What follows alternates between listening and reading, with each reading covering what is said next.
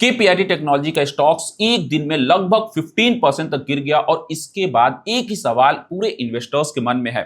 आखिर में ऐसा क्यों हुआ? क्या बीएमडब्ल्यू और वॉल्क्सवैगन ने केपीआईटी का प्रोजेक्ट्स को रोक दिया है?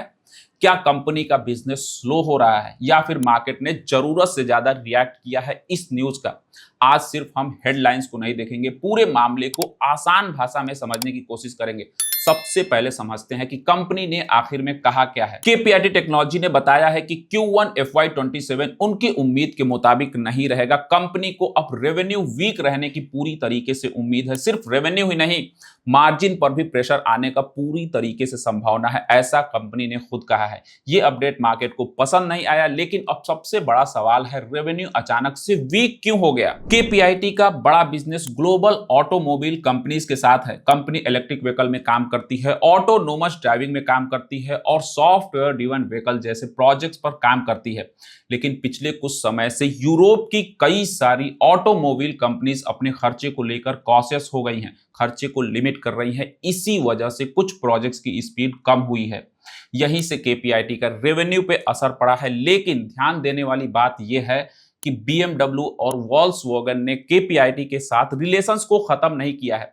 प्रॉब्लम प्रोजेक्ट्स की टाइमिंग की नहीं है। कुछ पुराने प्रोग्राम्स जो है वो खत्म हो रहे हैं इनके साथ और नए डील को रेवेन्यू में बदलने में समय लगता है। यहीं पर मार्केट ने सबसे बड़ा अपना रिएक्शन दिया। अब एक और सवाल, अगर कंपनी को नए डील्स मिल रहे हैं तो स्टॉक्स इतना क्यों गिरा?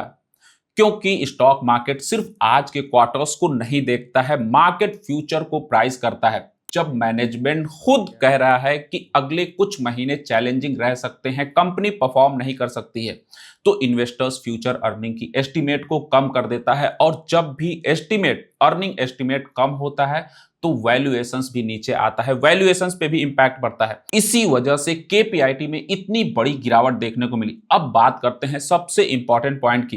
क्या इसका मतलब है कि केपीआईटी का ग्रोथ स्टोरी खत्म हो गया? अभी ऐसा कहना जल्दीबाजी होगी। मैनेजमेंट का कहना है कि सेकेंड हाफ में सिचुएशंस बेहतर हो सकती है। कंपनी के पास नए डील्स हैं, चाइना जैसे नए मार्केट में कंपनी काम कर रही है। लेकिन अभी इन्वेस्टर्स सिर्फ प्रॉमिस को नहीं देखेंगे, अब उन्हें रिजल्ट्स चाहिए। अगले 2 क्वार्टर में 3 चीजें सबसे ज्यादा नजर रखनी होगी। सबसे पहला है रेवेन्यू वापस इंप्रूव हो रहा है या नहीं, दूसरा मार्जिन रिकवर हो रहा है या नहीं, और तीसरा नए डील्स एक्चुअली रेवेन्यू में कन्वर्ट हो रहे हैं या फिर नहीं। अगर ये तीनों चीज पॉजिटिव रहती हैं तो मार्केट का कॉन्फिडेंस वापस आ सकता है, इन्वेस्टर्स के अंदर कॉन्फिडेंस आएगा। लेकिन अगर प्रेशर लंबे समय तक बना रहता है तो वैल्यूएशंस पे इसका असर पड़ सकता है।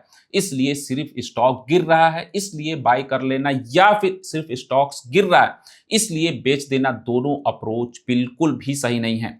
एक इन्वेस्टर्स का काम हेडलाइंस पर रिएक्ट करने का नहीं होता है, बिजनेस की डायरेक्शंस को समझना होता है।